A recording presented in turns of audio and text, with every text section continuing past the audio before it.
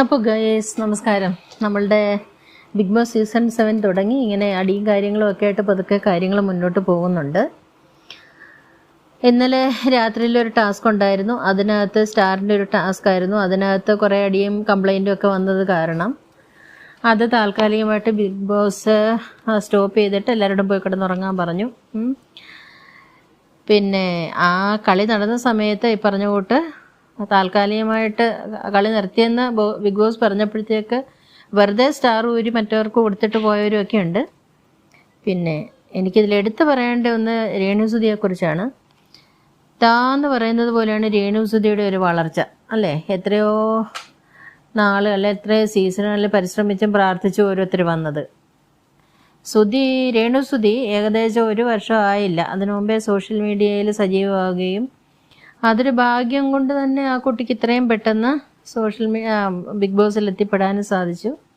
എന്തായാലും രേണുസുതി എന്തൊക്കെ കാണിച്ചു കൂട്ടെന്ന് നമുക്ക് കണ്ടുകെട്ടൊക്കെ അറിയാം. പിന്നെ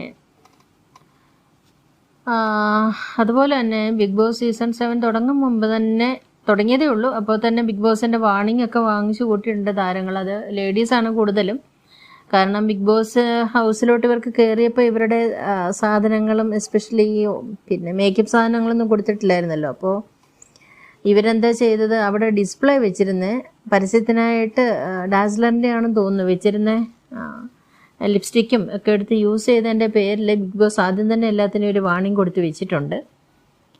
പിന്നെ ഇപ്പോൾ അതുപോലെ തന്നെ ക്യാപ്റ്റൻസി ടാസ്ക് തുടങ്ങുന്നുണ്ട്. ക്യാപ്റ്റൻസി ടാസ്കിൽ രേണുസുതിയുടെ പെർഫോമൻസ് അത്ര നല്ലതല്ല എന്ന് പറഞ്ഞുകൊണ്ട് രേണുസുതി ഇന്ന് ആക്റ്റീവായിട്ട് മാറിയിട്ടുണ്ട്. അതിനകത്ത് തന്നെ അതുപോലെ തന്നെ റെന ഫാത്തിമ ആൾ ബ്രില്യൻറ്റ് ഗെയിമറായിട്ട് വരുമെന്ന് തോന്നുന്നു. കാരണം എന്താണ് പ്രേക്ഷകരുടെ പൾസ് എന്ന് മനസ്സിലാക്കി ഗെയിം കളിക്കുന്നുണ്ട്.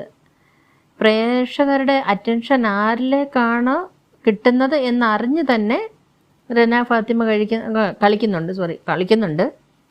അത് അനീഷിനെ എല്ലാവരും കോർണർ ചെയ്യുന്നതുകൊണ്ട് ആൾക്കാരുടെ ഒരു സിമ്പതി അനീഷിലേക്ക് പോകും എന്നുള്ളത് അറിഞ്ഞുകൊണ്ട് തന്നെ റെന ആ ഒരു രീതിയിൽ അതറിഞ്ഞ് തന്നെ കളിക്കുന്നുണ്ട്. അതുപോലെ തന്നെ അക്ബറിൻ്റെ കാര്യം എടുത്തു പറയേണ്ടതാണ്. ഉരുളയ്ക്കുപ്പേരി പോലെ സ്പോണ്ടിനിയസ് ആയിട്ട് ഒരു കൗണ്ടർ അടിക്കാനുള്ള കഴിവ് അക്ബറിനുണ്ട്. ആ ഒരു കഴിവ് പറഞ്ഞ കൂട്ട് പ്രേക്ഷകരിൽ കുറേയൊക്കെ സ്വാധീനം ചെലുത്തുമെന്ന് തന്നെ നമുക്കിപ്പോൾ പറയാം. രേണുസുതിയും ഇന്ന് കുറച്ച് ആക്റ്റീവാണ്. ഇപ്പോൾ അവരുടെ പെട്ടിയും കാര്യങ്ങളും ഒക്കെ വന്നിട്ടുണ്ട്. അപ്പോൾ അതിലൊക്കെ രേണുസുതി ഇങ്ങനെ എടുക്കുകയും മറ്റുള്ളവരുടെ കൂട്ടിൽ നിന്ന് തമാശകളൊക്കെ പറയുകയൊക്കെ ചെയ്യുന്നുണ്ട്. പിന്നെ ഓരോരുത്തരെയൊക്കെ കലിപ്പിക്കുന്നുമുണ്ട്. ചെറുതായിട്ട് കലിപ്പിക്കുന്നതെന്ന് പറഞ്ഞാൽ ഓരോരുത്തരെ ഇഷ്ടമാണെന്ന് പറയുകയും പിന്നീടത് എൻ്റെ